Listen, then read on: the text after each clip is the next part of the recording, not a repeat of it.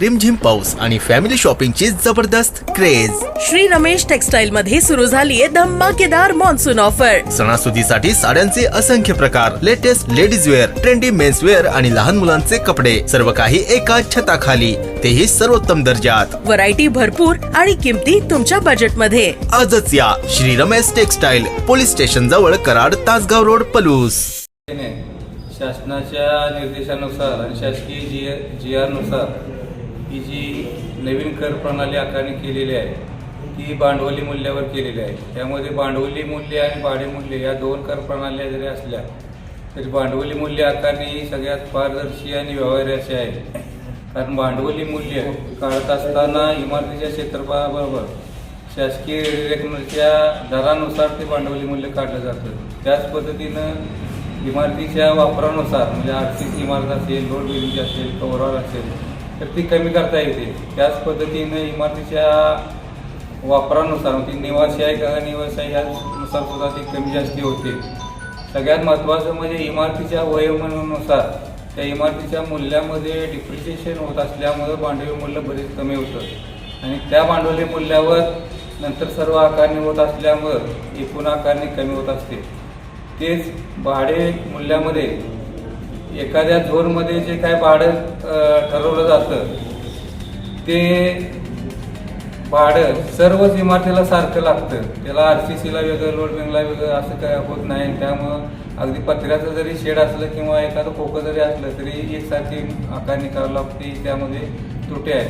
दुसरं, या भाडे मूल्याला शासकीय आधार कुठलाच नाही. स्थानिक सर्वेनुसार प्रशासनाने ठरवायचं आहे. त्यामुळे पारदर्शी होईल अशी खात्री देता येत नाही आणि त्यामुळं भाडे मूल्यापेक्षा भांडवली मूल्य हे चांगलं आहे. दुसरं, भाडे मूल्यामध्ये एक विषय असा आहे की दर वर्षाला 5 ते 7% भाडेवाढ त्या लागू होते. त्या पद्धतीनं करामध्ये सुद्धा वाढ करावी लागते. त्या पद्धतीने करा वाढत जातो. भांडवली मूल्यामध्ये मध्ये शासनाच्या रेडिएशनप्रमाणे दर वाढत जातो, परंतु ज्या वेळेला नवीन कर आकारणी 4 ते 5 वर्षानंतर होणार आहे त्यावेळेला इमारतीचं वयोमान वाढलेलं असतं. त्यामुळे इमारतीच्या कॉस्टमध्ये डिप्रिशिएशन झाल्यामुळं आपोआपच भांडवली मूल्य रेडिएशनल दर जरी वाढला तरी कमी होत असते. त्यामुळे सगळ्यात व्यवहार्य आणि पारदर्शी अशी भांडवली मूल्याची आकारणी असल्यामुळं बहुतांशी नगरपालिकांनी ती स्वीकारले. ग्रामपंचायत स्तरावर सुद्धा आता बऱ्याच ग्रामपंचायतीची नवीन आकारणी या पद्धतीनेच होते. इतरांनी स्वीकारले म्हणून नव्हे तर ती खरोखर चांगली आहे म्हणून नगरपालिका प्रशासनाने भांडवली मूल्य आकारणी स्वीकारलेले आहे. आणि या भांडवली मूल्यानुसार शासनाचे जे GR आहेत सर्वसाधारण कर लावण्यासाठी त्यातला कमीत कमी जसा 0.1 ते 1 पर्यंत शासनाला लावायला सांगितलं आहे तर 0.1 टक्क्यानंच हे एकूण सर्वसाधारण कर लावलेला आहे. आणि जे इतर कर आहेत, शिक्षण कर, रोजगार हमी कर, अग्निशमन कर, विशेष स्वच्छता कर, हे सुद्धा GR प्रमाणेच जेवढे आहेत तेवढेच लावलेले आहे. आता ह्या कर आकारणीमध्ये एक प्रशासनाकडून जादा कर आकारणी झाली म्हणजे ती वृक्ष संवर्धन करायची GR मध्ये असताना सुद्धा जादा झालेली आहे. तर ती आकारणी नगरपालिकेच्या सर्वसाधारण सभेला अधिकार आहे की ती कमी करता येईल. ती केवळ वृक्ष संवर्धन आकारणीमध्ये 65 ते 70% सुटीचा दिलासा नागरिकांना मिळणार आहे. दुसरं, नगरपालिका सर्वसाधारण सभेला असणारा जो अधिकार आहे ती एकूण करामध्ये ते काही टक्केवारीमध्ये सूट देऊ शकतील ठराव करून.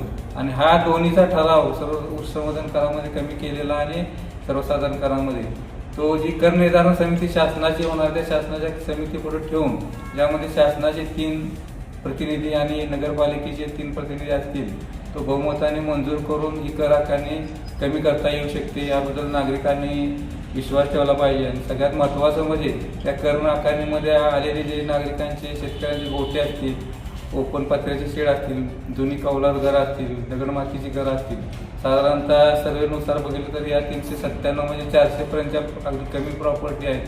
तर त्या सर्वसामान्य लोकांना दिलासा देण्यासाठी त्यांची कर आकारणी कमीत कमी ठेवणे किंवा शक्य असेल तर रद्द करण्याची सुद्धा ही बॉडी म्हणजे नगरसेवक ठराव घेतील आणि त्या पद्धतीनं कारवाई करायला कर समितीला ते भाग पाडतील अशा आम्हाला सर्व प्रमुख मंडळींना खात्री आहे. नगरसेवकांची सुद्धा तशीच इच्छा आहे.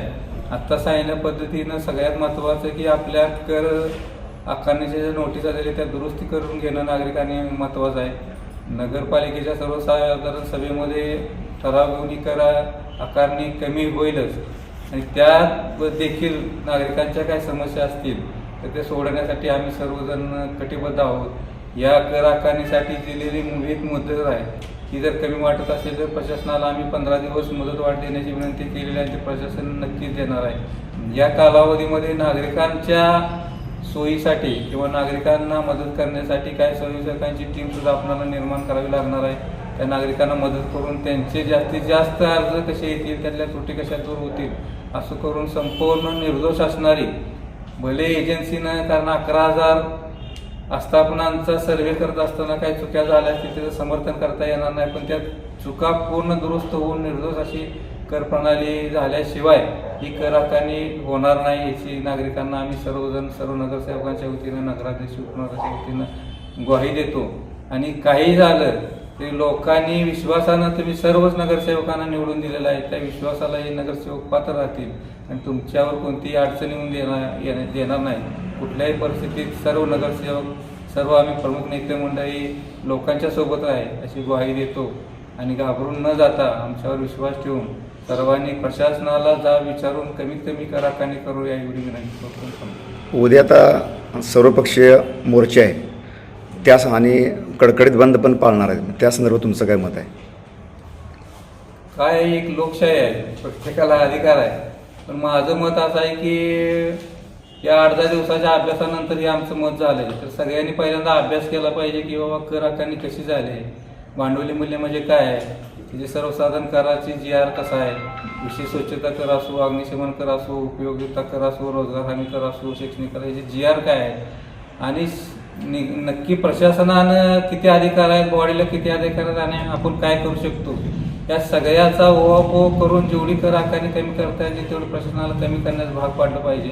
विनाकारण लोकांची काहीतरी अपेक्षा वाढवून जर आपण ठेवले आणि ते जर नाही आपण पूर्ण करू शकलो तर मात्र ही बरोबर नाही आमची भूमिका आहे. सगळ्यात महत्त्वाचं म्हणजे जे काय आता बोललं जातं आहे की नगरसेवक कोणताही ठराव करू शकते, कर वाढ रद्द करू शकते, ही भूमिका चुकीची आहे, लक्षात घेतलं पाहिजे. कारण असा कुठलाही जर ठराव झाला तर प्रशासकीय पातळीवर कलेक्टरना अधिकार आहे असा ठराव रद्द करण्याचा. त्यामुळे कर प्रणाली ही स्वीकारावी लागेल. ही भूमिका सगळ्यांनी घेऊन त्यातल्या त्रुटी दूर करणं, ती कमीत कमी करणं, ही भूमिका घेऊन पुढे जावं आणि अजूनही विचार करून सर्वांनीच एकत्रित येऊन या प्रशासनाला आपण वेठी धरून त्यांना ही कर आकारणी कमी करण्याचा भाग पाडू अशी विनंती करतो.